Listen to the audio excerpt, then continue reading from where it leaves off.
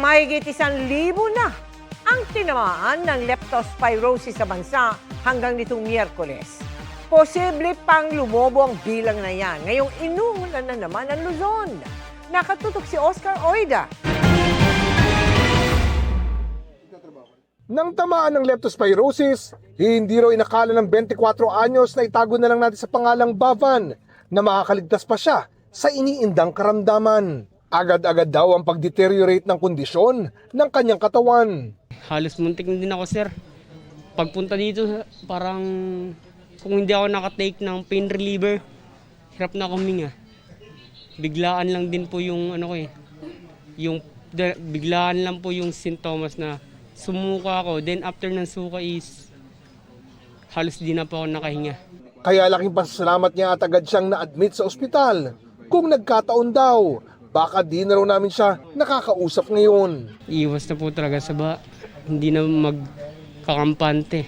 Isa lamang si Bavan sa aabot sa 5,486 na tinamaan ng sakit na leptospirosis sa bansa mula January 4 hanggang August 26 ng taong kasalukuyan. Pinakamarami sa NCR, Region 2 at Region 3. At dahil tuloy-tuloy ang mga pag-uulan, ayon sa DOH, inaasahan pa ang pagdami ng mga kaso sa mga susunod na linggo.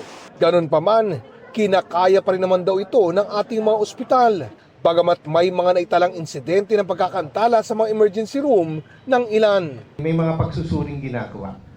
Kaya yung kalimitan doon, ang waiting time sa loob ng ER, mga 1.5 to 2 hours. Kasi pag lumabas na yung resulta na iaakyat naman. So hindi siya refleksyon nung health system kasi yun yung pinaka-front end eh.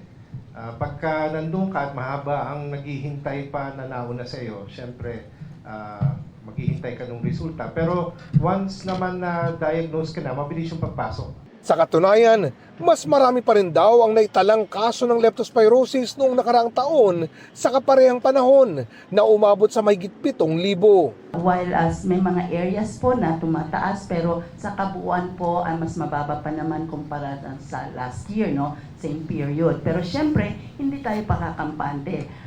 Patuloy nating i-monitor and then ayun nga, meron po tayo ngayon kasi maganda yung ating leptospirosis bed tracker na mention na rin ni Secretary, no? Na namomonitor po natin yung mga hospitals po natin kung alin sa kanila ang meron pang mga bakanting beds para nag-guide po natin ang mga pasyente. Tuloy-tuloy din daw ang paghahanap nila ng paraan para mas maisaayos ang pagtugon sa mga kaso. Ang mas importante kasi is yung availability ng manpower. Kaya nga nag-augment na tayo ng galing sa ibang mga rehiyon. Ang number 2 ay yung mga gamit. Kaya nag-canvas na rin tayo ng ilan ba ang mga available na mga dialysis units. Pero higit pa umano sa anumang gamutan, importanteng malaman ng publiko na ang sakit na ito madaling maagapan. Kaya sa oras na mapalusong sa baha, may sugat man o wala. Ang sagot ko po doon sa tanong, pag naluso, prophylaxis po. Automatic po yun. Kahit wala po kayong nararamdaman. Mas simple po yung prophylaxis or preventive kaysa sa mag-intay ka ng simptomas. Simptomas, tinamaan ka na ng sakit. Pupunta ka na sa ospital, baka ma-confine ka pa.